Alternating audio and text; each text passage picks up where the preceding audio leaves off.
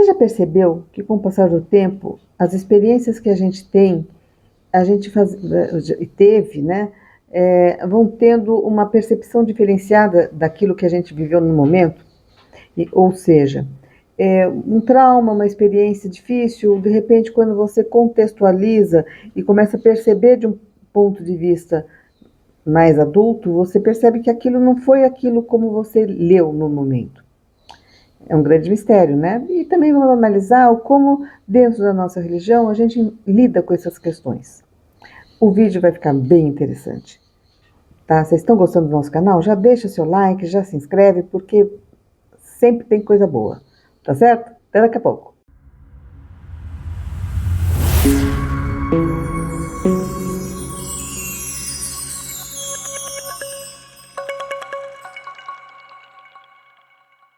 Então, quando a gente é recém-nascido, a experiência que a gente tem principal é com a mãe, né? E essa experiência a gente vai ter o carinho que ela nos dá, a forma como nos alimenta, a forma como nos trata, ela vai passando, vai formando aquilo, a percepção que a gente vai tendo do mundo. Então, é um mundo acolhedor, é um mundo hostil.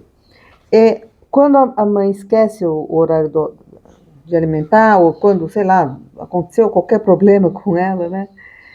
A nossa leitura estão querendo que a gente morra.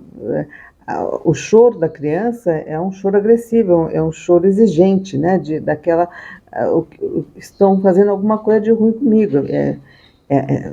A criança vai ler aquilo como uma ameaça à vida e não tem como entender, perceber, julgar que pode ser que a mãe só se atrasou, pode ser que ela tenha tido algum problema.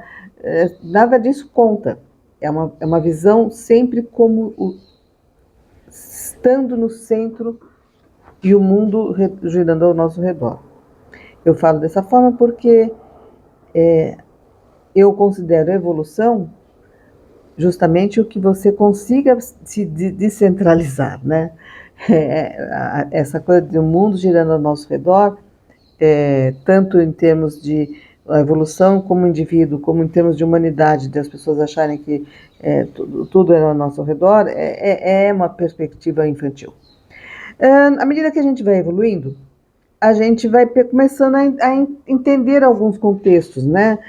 Ainda muito voltado sempre para nós, ainda muito voltado só para um contexto muito imediato, né? Então, no começo vai ser a família, o pai, a mãe, os irmãos, vai começar a perceber, à medida que você vai crescendo, não, a minha mãe saiu para comprar comida, então vai demorar para ter a comida pronta, alguma coisa aconteceu na escola, sempre assim, comigo, né? Então, o que aconteceu? Por que a minha mãe está nervosa a troco de nada, né? Você não sabe o que está acontecendo na vida dela, na vida do seu pai, na vida entre eles, né? Mas você só sabe assim, aquilo está me incomodando. Eu gostei de uma pessoa, a pessoa não gostou de mim. Então, isso está me incomodando. É como se aquela pessoa, assim como a sua mãe, quando você era recém-nascido, ela precisa corresponder àquilo que você tem necessidade. E isso, se fôssemos pensar em termos ideais, né, deveria ser cada vez mais no sentido de você perceber a origem das questões, perceber o contexto, e ir ampliando essa percepção de mundo. Aí, quando a gente vai chegando na vida adulta, você vai, o que se espera de você estar chegando na vida adulta, né? Que existem vidas além das nossas, existem dramas que a gente está vivendo que nos atingem, mas que têm questões coletivas, sociais, que estão sendo a causa, e que na verdade não existe nada querendo te atingir pessoalmente. Então não é assim, a sua mãe está nervosa com você, não, a sua mãe chegou exausta do trabalho, a sua mãe brigou com o chefe, seu pai teve um problema profissional, tem um problema de saúde, preocupação financeira, pagar as contas, fazer tudo isso. Então você começa a perceber que existem mais coisas além do seu universo. E quando você, enfim, sei lá, constitui a sua família, começa, ou tem a vida profissional, você começa a ser você começa a ser o entorno do centro de outras pessoas, né? E aí é aquela coisa, você tem que ter a outra perspectiva de ver a necessidade daquela outra pessoa, além de pensar nas suas. E isso leva muito tempo. Você vai trabalhar, você vai dar casa, você vai dar comida, você vai dar alimentação, vai dar instrução, você vai ver se encaminha para a vida aquele jovem, aquela pessoa. Então, se a pessoa não tiver filhos, é aquela coisa, você vai você amealhou o conhecimento para executar numa carreira, mas aí você vai desenvolvendo o seu próprio estilo, o seu próprio sistema, você vai tendo o que trazer para o mundo, a sua experiência de vida, tudo, e aí acontece que chega numa determinada idade, que costuma ser no segundo retorno de Saturno, lá pelos 60 anos, em que você os assuntos da primeira etapa de vida passam para um segundo plano. Então existe uma aposentadoria, os filhos já são adultos, né? E aí aquela pessoa fala assim, antigamente já era se preparar para morrer, porque pouca gente passava dessa idade, né? Mas hoje é a hora que, em tese, seria o momento de desenvolver a sabedoria. Mas essa sabedoria, ela não é algo que chega instantaneamente. Não é uma questão assim, não, agora que eu estou com 60, eu sou sábio, me respeitem. É aquela ideia, vai respeitar os mais velhos. Não, mas respeitem se esses mais velhos tiveram essa evolução em termos de maturidade, né? Porque vai ter as pessoas que estão com 60 anos e que continuam se sentindo no centro do universo, se sentindo que tudo está em volta delas. E aí vem a questão, a sabedoria, ela pode ser alcançada a partir dessa idade, porque as urgências, né, que a vida normalmente coloca, quer dizer, uma pessoa com 60 anos já tem talvez uma estrutura material, talvez já tenha, tem pelo menos condições de conhecimento e de experiência de vida para estar fazendo alguma coisa, e tem também a questão de ter cumprido o papel, se teve filhos, se cuidou dos filhos, está na hora das coisas já amenizarem, então já não são obrigações, né? E é a hora que a pessoa pode ter um tempo para refletir essa nova etapa. Algumas pessoas vão viver isso como um luto. Tipo, não sou mais útil, não tenho mais utilidade. Não tenho utilidade enquanto aquelas funções que você tinha antes. É a hora do balanço e a hora de você escolher analisar as questões e, inclusive, reavaliar todas as suas experiências de vida. Sim, porque aí vem a questão, né? Você aprende na psicologia, aprende, não, eu tive tais traumas. Tá, gente, vamos fazer uma leitura desses traumas? Você teve o trauma porque existia uma mãe que tinha questões no relacionamento com o marido, tinha questões de trabalho ou não, vivia sobrecarregada, nervosa, problemas de saúde, preocupações com a sua saúde, às vezes não teve uma rede de apoio, isso 99%, não sabia, não tinha experiência de vida, foi aprendendo com a sua vida, foi o aprendizado que ela teve, né? Então aí você vai falar assim, não, e a culpa então não é dela, então é de quem?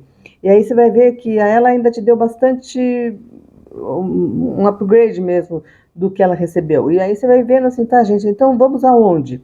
E aí a pessoa tem a possibilidade, não necessariamente, né, mas é a possibilidade de enxergar contextos coletivos, contextos sociais, contextos de mundo. E ela fala assim, não, peraí, gente, não é só o meu caso que eu vivi isso. Isso qualquer nível de trauma. Aonde está vindo isso? E aí você vai falar assim, não, gente, existem questões, né, estruturais na sociedade, no Ocidente, diferente do Oriente, com bases em questões políticas, filosóficas, religiosas, que estão reforçando todo um padrão que resultou nas experiências que eu tive. E aí vem a questão, você teve um armazenamento de experiências, cada um na sua área, cada um no seu, com as experiências de vida que teve, quer dizer, não só no sentido profissional, mas no sentido de todas as experiências, até os traumas que você viveu, e é a hora de ressignificar. Ressignificar, transformar aquilo em luta, transformar aquilo em conselhos, né? Por isso que as pessoas falam, você aconselha com os mais velhos, mas não é todo mais velho que vai ter essa possibilidade, né? É aquele que escolheu isso, escolheu enxergar, escolheu sair da sua bolha, e muitas vezes também se desvencilhar as suas funções familiares, porque é muito comum que as pessoas que se tornam avós, elas queiram continuar tendo a função de mãe, dessa vez dos netos, a função, até porque eu falei que precisa ter uma rede, mas a rede não é a mesma obrigatoriedade da questão da família principal, né? Então, você tem, aquilo é um subsídio, é uma ajuda, mas não é a base da formação, né? Dos filhos, das crianças. Mas você pode ter a atuação, e é uma atuação agora da pessoa que está conseguindo enxergar as consequências das coisas. A pessoa que. Quando não existe na família a figura dos avós, a figura desses mais velhos, essas figuras têm que estar ou como conselheiros ou como terapeutas, elas precisam, porque a pessoa ela está formando outras pessoas, mas ela está envolvida nos seus dilemas e trazendo a carga dos seus traumas. E às vezes projetando, perpetuando, né, esses traumas, porque é aquela coisa, ela não conhece outra linguagem. E quem está, quem evolui, né, e que está nessa fase, que está podendo, tem esse tempo, né, de olhar para a vida, é a pessoa que vai fazer isso, que vai trazer uma perspectiva mais sábia, né? E a ideia, às vezes, também é muito comum que aconteça, que não necessariamente toda a sua experiência de vida e todo o seu a sua percepção, essa possibilidade de enxergar em larga escala, muitas vezes você não vai conseguir passar para os seus imediatos, porque eles estão envolvidos nas questões pessoais, eles também estão ainda no centro pequeno, lidando só com aquilo que é imediato. Tem que levar a criança na escola, tem que pagar a conta, sabe, não tem esse tempo de pensar. E aí vem uma outra questão, que além de ter uma perspectiva coletiva, você também vai ter que ter uma perspectiva impessoal e saber que você tem uma sabedoria, você tem uma experiência de vida que vai estar disponível para quem esteja com os ouvidos abertos para ouvir, né? E aí é aquela coisa. E quando a gente fala nisso, a gente pensa assim, tá, e aí, por que todo esse assunto numa página que fala sobre o Wicca? Bruxa vem de sábia, é wise, né? Witch vem de wise, né? E é a ideia justamente de que a gente vive, a gente tem essa noção do jovem, do maduro e do idoso. Porque a gente tem muito essa noção de que a bruxa, a pessoa que ela é para ser uma conselheira, ela é. Então eu vejo muitas vezes as pessoas dizem, eu quero virar bruxa porque eu quero fazer as magias, que eu quero curar as pessoas, eu quero resolver as questões, então tá lá no imediato, né?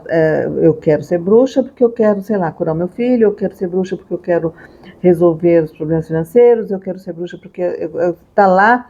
E o ser bruxa tem que ser uma coisa que vai abranger. Você entra num caminho que, tudo bem, você é adolescente, você é jovem, você é adulta, você está vivendo ainda aquelas questões, aquilo ainda é importante para você, mas você vai estar sabendo que você está tendo escolhido o caminho de ser bruxa, você vai ter que cada vez ir para um contexto maior, é uma espiral, né? Você vai abrangendo cada vez mais e vai entendendo as coisas, porque a magia que funciona, ela não foca no problema, ela foca no que causou o problema.